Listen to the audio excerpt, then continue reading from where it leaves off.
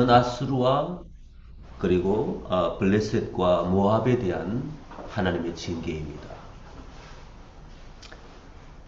아시리아는 하나님 앞에 우리가 그동안 말씀을 본 것처럼 하나님의 백성 이스라엘 백성들을 만드시려고 어떻게 만드느냐? 성결의 백성으로 거룩하고 하나님만을 의지하며 그들이 하나님의 사람으로 만들어져서 다른 민족과 열방 가운데에 본이 되는 것입니다. 전도자가 되는 것입니다.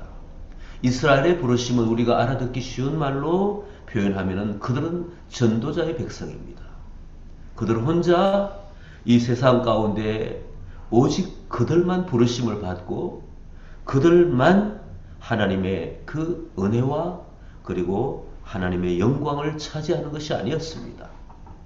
그렇다면 무조건 하나님께서 항상 좋은 것만 주시고 따뜻하게 그들을 배려하시고 그들을 만방중에서 그 안전한 처소에 있게 하면 됩니다. 그런데 왜 그렇게 그 사람들을 참으로 이리저리 옮겨 다니게 하셨고 그리고 그들을 또한 굶주리게도 하셨고 그들에게 질병도 주셨고 왜 그렇게 그들에게 눈물로 세월을 보낼 수 있도록 하셨습니까? 죄 가운데 있었던 사람을 하나님의 사람으로 만드시기 위하여서 여러 모양으로 사람을 통하여 환경을 통하여 군대를 통하여 권력을 통하여 그 사람들에게 그 죄를 버리고 오직 하나님을 따라갈 수 있도록 하나님께서 강력하게 그들을 트레이닝 하신 것입니다. 왜? 그들에게 민족과 열방의 복음 전도자가 되라고 그렇게 하신 것입니다.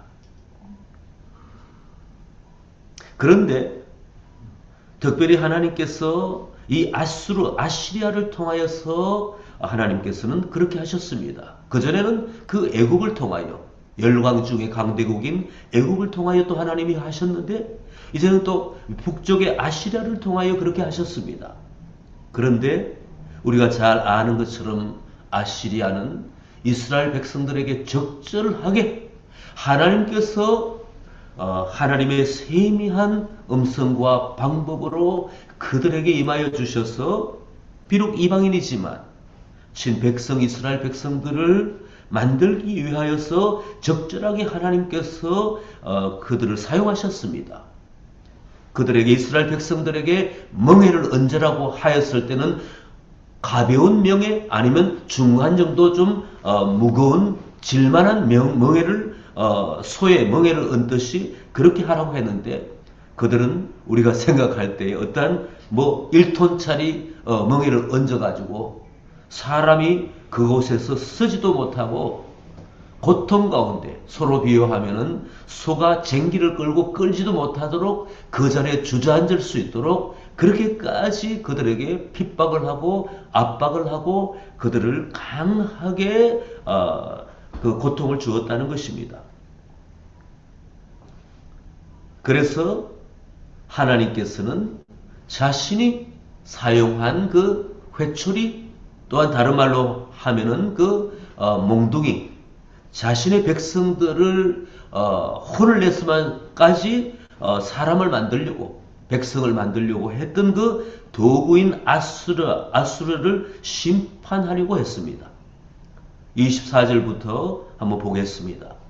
만군의 여호와께서 맹세하여 이르시되 내가 생각한 것이 반드시 되며 내가 경영한 것을 반드시 이루리라.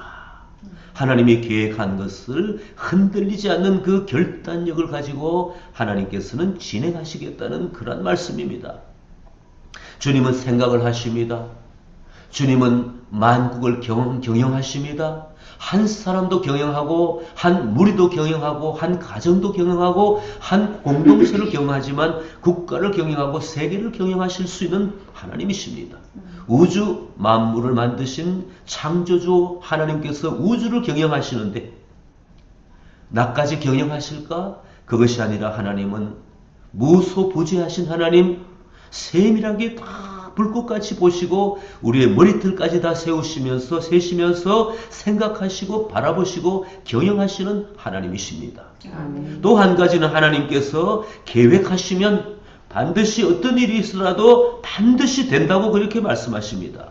여기 보니까 반드시 되며 반드시 이루리라고. 하나님께서는 능치 못할 것이 없습니다. 복을 주시려면 반드시 주시고 그 복의 환경 가운데 그 과정 가운데에 참으로 하나님 앞에 불순종하는 자들에게는 반드시 징계하시고 또 건지시고 반드시 하나님께서는 그 길을 가게 하시는 하나님이십니다. 내가 아수르를 나의 땅에서 파하며 나의 산에서 그것을 짓밟으리니 그때 그의 멍에가 이스라엘에서 떠나고 그의 짐이 그들의 어깨에서 벗어질 것이라. 이렇게 말씀하십니다. 반드시 생각하고 경영한 것을 이루시게 했다는데 제가 앞부분에 설명드린 것처럼 이스라엘 백성들을 적절하게 훈계하고 다스리는데 타국을 사용하신다는 거죠. 그런데 아시리아처럼 과도하게 하나님께서 사용하시려고 했던 목적과 점도에 벗어나서 그들이 주권을 가지고 과도하게 하나님의 택한 백성을 이렇게 눈물나게 하고 고통나게 할 때는 반드시 그들을 징계하겠다. 여기에서는 파하며 짓밟겠다로 하는 그 과격한 표현까지 나옵니다. 이사야를 통하여서 이러한 예언을 하십니다. 이것이 온 세계를 향하여 정한 경영이며 이것이 열방을 향하여 편 손이라. 앞부분에 말씀하시면서 세상의 어떠한 누구라도 내가 나의 백성을 위하여 징계의 도구로 사용할 수 있으며 그런 가운데에 스스로 징계의 도구가 되고 회초리가 된 그러한 이방나라 아무리 강대국이라 할지라도 적절하게 하지 않고 과도하게 할 때는 하나님께서 그들을 파하고 짓밟겠다는 그런 말씀이고 그 모든 것들을 향하여 하나님께서는 편손으로 그렇게 하시겠다는 것입니다. 이 말씀을 또한 저희 교회에 적용하면 하나님께서는 어떠한 환경과 어떠한 외부의 사람들을 통하여 그리고 교회 안의 공동체의 서로 간을 통하여서도 하나님께서는 서로가 서로를 만들게 하시는데 과도하게 한다면 어떠한 직위와 권한을 직분과 권한을 주었는데 그것을 너무나 과도하게 사용하면서 마치 자신이 주인인 것처럼 하나님이라도 된 것처럼 그렇게 하나님의 백성들에게 대할 때는 하나님께서 파하고 짓밟겠다는 것입니다. 이것이 하나님의 편손이고 이것이 개인과 민족과 열방을 향하여 하나님이 그렇게 하시겠다는 것을 분명히 말씀하고 계신다는 것입니다. 이런 가운데 우리가 깨닫는 것은 하나님께서 과도하게 우리를 다스리게 만드는 어떤 외부의 환경이나 사람들에게서 우리에게 그 과도한 짐을 벗어나게 하면서 우리를 적절하게 훈련을 하겠다 이런 말씀입니다. 이것은 성도에게 굉장한 안심이 됩니다. 우리는 하나님 앞에 훈련을 받고 변화를 받고 때로 하나님 앞에 징계를 받고 하나님 앞에 다스림을 받는다 할지라도 하나님이 적절히 다스리고 계신다는 것입니다. 우리의 영혼을 파괴하거나 우리의 육체를 우리의 환경을 파괴하는 그러한 일 가운데 하나님은 그렇게 하시지 않는다는 것입니다. 하나님은 어린 아이를 바라보며 훈계하고 다스리는 부모와 동일하게 하신다는 것입니다.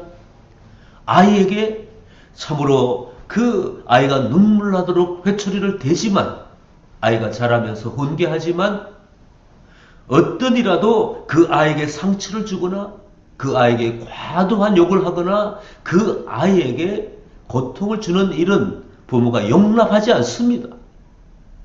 제가 백설리 교회에 있을 때에 예를 들었는데 아들이 말을 안 들어서 조카되는 삼촌에게 얘를 좀 혼내달라고 그렇게 했는데 삼촌이 과도하게 방 안에 문을 가두고 회초리를 때리고 막 애를 너무 잡는 거죠. 이렇게 했을 때 그 어머니는 어떤 마음입니까? 그 삼촌이 너무나 미운 거죠. 왜 애를 적절하게 훈계하라고 했는데 그 애가 못 살도록 그렇게도 때리고 그렇게도 애를 윽박지르느냐고 하고 이제는 애가 아니라 애를 끌어안고 삼촌을 향하여서 분노를 바라는 것입니다. 그것이 하나님의 법칙이라는 것입니다. 그러면 그 애는 부모 편에 와락 달려가서 안깁니다. 그 부모는 그 아이를 꼭 안아주는 거죠. 이제는 그렇게 하지 말라고. 이제는 이런 일이 없도록 하라고 하면서 그 아이에게 밥을 주고 그 아이에게 눈물을 닦아주고 그 아이에게 밖에 나가서 놀 수 있도록 그 자유를 주는 것이 어머니의 마음입니다. 아버지의 마음도 바로 이 한 단락에서 아수르 심판이라는 이 대목에서 우리가 깨닫게 되는 것입니다. 성도는 안심해도 됩니다. 우리에게 아픔도 있고 우리에게 슬픔도 있고 우리가 하나님 앞에 만들어지고 있는 과정이지만 세상이 우리를 과도하게 다스릴 수가 없습니다. 아무리 우리에게 어려움을 준다 할지라도 우리는 하나님이 우리를 다스리고 우리를 보호하고 계시다는 것을 우리는 깨달아 알아야 될 줄 믿습니다. 아멘. 이 아수르의 그 아시리아에 대한 하나님의 잣대, 하나님의 법칙은 블레셋과 모압에게 그대로 전달합니다. 블레셋은 누구였습니까? 전쟁에 능한 해양 민족이었습니다. 그들은 유다 백성들은 없었던 그 철기, 그 모든 그 철제된 그 모든 무기들을 갖고 있었던 그러한 강한 전쟁에 능한 사람들이었습니다. 오늘날 우리가 팔레스타인이라고 하지 않습니까? 그 말의 의미는 블레셋 사람들의 땅이라는 그런 의미입니다. 지금 블레셋 사람들은 사실 역사에서 흔적도 없이 사라졌습니다. 그들의 혈통은 남아있겠지만은 그들의 존재 자체는 인식되지 못할 정도로 그들의 정체성은 상실되었습니다. 왜? 하나님께서 그렇게 계시하였고 하나님께서 그렇게 만드셨기 때문에 그렇습니다. 너무나 과도하게 그들은 이스라엘 백성들에게 고통을 주었습니다. 다윗이 그 블레셋 장군 그 골리앗을 죽인 사건, 그리고 우리는 잘 압니다. 언약궤를 빼앗아 가지고 그들의 다곤 신정에 두고 그들에게 참으로 이스라엘 백성들, 유다 백성들에게 고통을 주고 그들이 그 신전을 가지고 언약궤를 가지고 이리저리 옮겨가면서 그렇게 했습니다. 하나님께서는 그들에게 독한 종기를 내리면서까지 그들을 징계했습니다. 철천지 원수였습니다.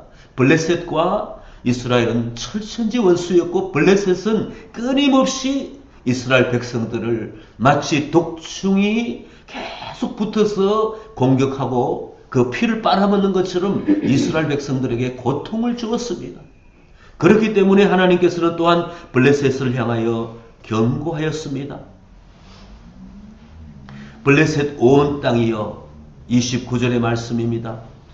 너를 치던 막대기가 부러졌다고 기뻐하지 말라. 강대국이 또한 블레셋에 그 고통을 주었을 때의 그 아시리아로 우리는 해석합니다. 아시리아 제국이 또한 그들이 힘이 사라졌다고 해서 기뻐하지 말라. 뱀의 뿌리에서는 독사가 나겠고 그의 열매는 날아다니는 불범이 되리라. 뱀의 뿌리에게는 독사가 나겠다는 것은 더 강한 제국 바벨론이 너에게 짓밟으리라는 그런 계시의 말씀입니다.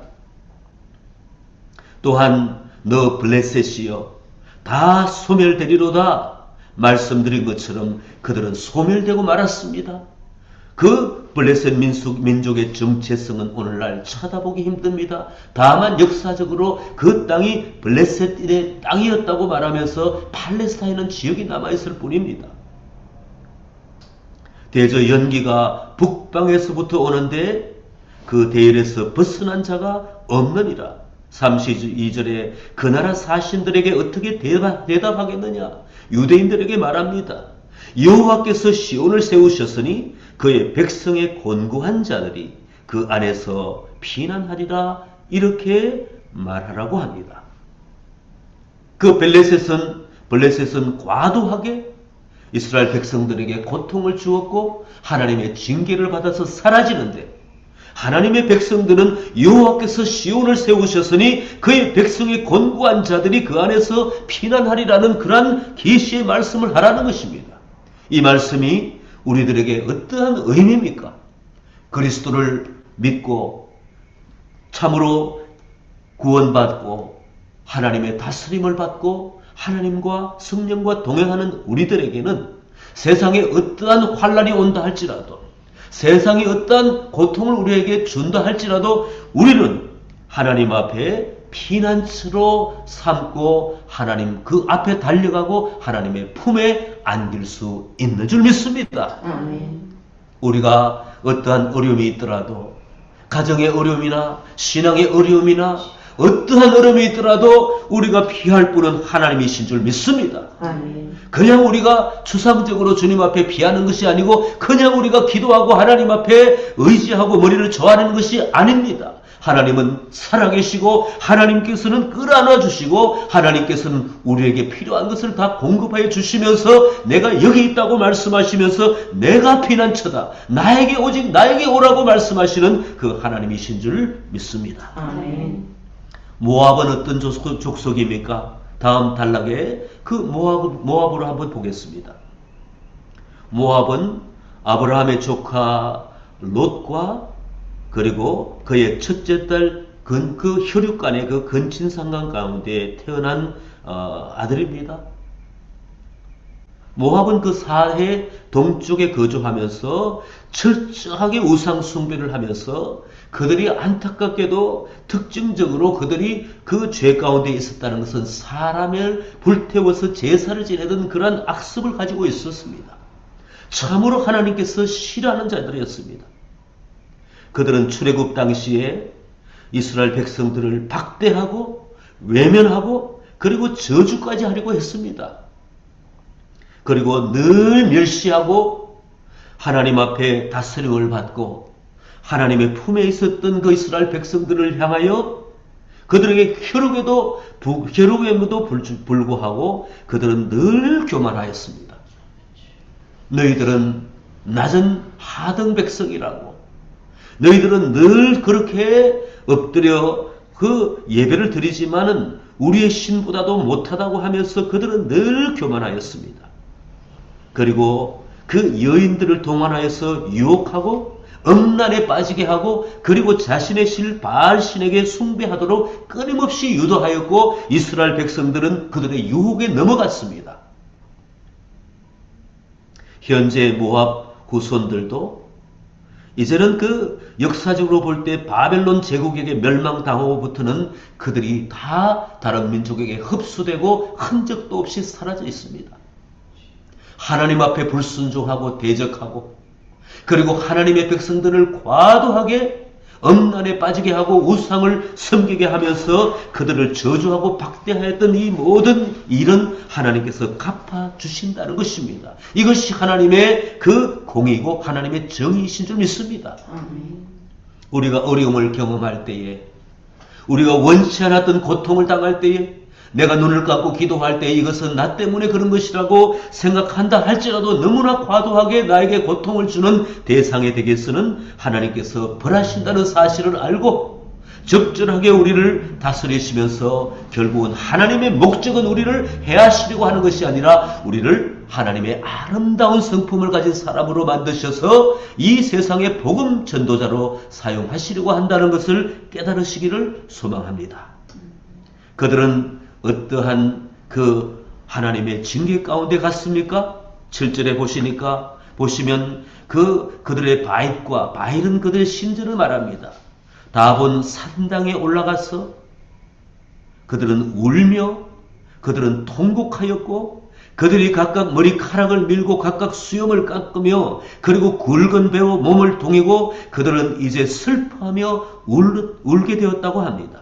그 헤스본과 엘르알레 그 4절에 나옵니다. 주요 도시 그 아하스까지 국경의 지역까지 그들은 그 통곡 소리가 하게 온 나라가 하나님의 징계 가운데에 통곡하며 그들의 혼이 속에서 뜨는도다, 이러한 표현이 합니다. 하나님께서 한번 손대시면은 하나님께서 참으로 그들에게 징계를 바라시기도 결정하신다면은 평안한 나라에 그들은 자기 우상을 섬기고 자기 농사를 짓고 자기 평온한 그 가운데에 하나님의 일반 은총을 베푸시는 가운데도 하나님이 손대기 시작하면은 그들은 파격적으로 멸망을 당한다는 것은 역사의 사실입니다. 5절부터 내 마음이 모압을 위하여 부르짖는도다. 하나님의 그 분노의 진노의 그 마음을 말씀하십니다. 모압을 향하여 그 하나님께서 경책하시는 것입니다. 그 피난민들은 울고 그들의 패망을 울부짖고 그리고 버드나무 시내를 걷는다는 이 표현은 어떤 표현입니까? 7절의 내용입니다. 그 모압과 암몬은 붙어 있습니다. 그 땅에 강한 하나님의 징계와 연기가 나고 고통이 나고 그들의 영혼이 뜰 가운데에 다 이제는 자기가 가진 것을 보따리에 싸서 피난민으로 그 애굽 땅으로 에돔 땅으로 피난했다는 그러한 뜻입니다. 결국은 하나님이 역사하여 주시면 평안도 깨지고 그리고 그 환경도 무너지고 결국은 자기의 환경을 다 빼앗기는 것입니다. 세상의 사람들은 자기가 가지고 있는 재물, 자신의 환경, 자신의 직위를 모든 것을 자기의 울타리로 삼고 피난처로 삼고 있습니다. 하나님을 인식하지도 못하고 하나님을 인식하나 하나님 앞에 도망치고 그리고 자신이 원하는 그러한 모든 피난처를 스스로 일평생 만들어서 그 속에 숨고 있습니다. 그러나 하나님께서 그 속에 벌을 내리고 벌을 보내고 그 속에 독사를 보낸다면 이 내용의 표현처럼 불뱀을 보내고 독사를 보내고 그리고 마치 벌집을 건드리는 것처럼 그 모든 환경에 하나님께서 한번 역사하신다면 모든 환경, 모든 평안함은 다 깨어 부서지고 무너지는 줄 믿습니다. 너무 하나님을 잔인하게 생각하고 하나님이 그렇게까지 하실 필요가 무엇이 있겠느냐 한다면 우리는 이렇게 표현합니다. 우리의 죄가 그만큼 잔인하고 그만큼 하나님 앞에 눈물과 고통을 드렸다고 에덴 동산에서 하나님께서 거룩하고 평안하게 안전하게 모든 선물을 도와주었음에도 불구하고 하나님을 배반하고 죄 가운데 살아가고 있는 인생에게는 그것이 과도한 징계가 아니라는 것을 우리는 알아야 될 줄 믿습니다. 오늘 말씀을 정리해 보겠습니다. 이 모든 말씀의 그 핵심에는 하나님께서 하나님의 백성들을 연단하시고 하나님의 백성들을 적절하게 훈계하시면서 만드신다는 데 있습니다. 그리고 하나님의 백성들을 과도하게 다스리고 지팡이가 된 그러한 다른 이방 민족들이 강대국이라 할지라도 그들이 스스로 하나님의 백성들에게 과도하게 다가가고 짓밟으면 하나님께서는 그 백성을 돌본다는 것입니다. 여호와께서 시온을 세우셨으니 그의 백성의 권고한 자들이 그 안에서 피난하리라고 하는 말씀입니다. 신약에 적절한 말씀이 있습니다. 데살로니가 후서 1장 6절과 7절의 전반부의 말씀입니다. 너희로 환난을 받게 하는 자들에게는 환난으로 갚으시고 환난을 받는 너희에게는 우리와 함께 안식으로 갚으시는 것이 하나님의 공이라고 말씀하고 계십니다. 오늘 우리 신약 백성들에게 아주 적절한 내용입니다. 우리에게 환난을 주고 참으로 아무런 이유 없이 고통을 더하여 줄 때는 때로는 우리가 하나님 앞에 부족하고 연약하여서 받는 것이라 할지라도 사람들이 우리를 너무나도 과도하게 타민족의 열방이 참으로 하나님의 백성의 그 모든 나라들에게 그렇게 나갈 때는 특별히 교회에 그리고 성도들에게 그렇게 할 때는 하나님께서 환난으로 갚아주고 환난을 받는 성도들에게는 하나님의 백성들에게는 안식으로 인도하신다는 그 말씀입니다. 우리 가운데에 주변 환경을 보시지 않기를 바랍니다. 너무나 힘들고 눈물 난다고 해서, 나를 대적한다고 해서 그들을 바라보지 말고 내 시선을 하나님께 두시기를 소망합니다. 우리가 하나님 앞에 피난처로 살고 하나님의 나를 다스리고 나를 붙드시고 나를 그 안전하게 구원해 주실 하나님을 바라보고 내 눈빛을, 늘 시선을 나의 창조주, 나의 보호자, 그리고 내 안에 계신 성령 하나님께 내가 시선을 고정한다면 오늘 우리는 하나님과 동행하는 것이고 하나님과 함께 내가 살아가는 것이고 내가 하나님의 사람으로 만들어지고 역할을 하게 된다는 것입니다. 하나님 앞에 이러한 평안과 안식 가운데에, 감사 가운데에 오늘 하루를 살아가시기를 소망합니다. 함께 기도하시겠습니다. 좋으신 아버지 하나님, 주의 사랑은 주님의 백성에게 있는 줄 믿습니다.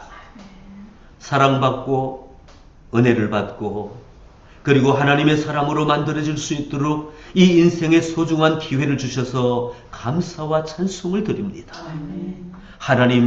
하나님께서 우리가 생각할 때 과도하게 우리를 보호하시고 하나님 우리를 사랑하고 계시기 때문에 더 주님 앞에 가까이 하고 주님을 즐거워하고 주님을 아버지 하나님 세상에 선포하고 알리는 자로 아버지 살기를 원합니다.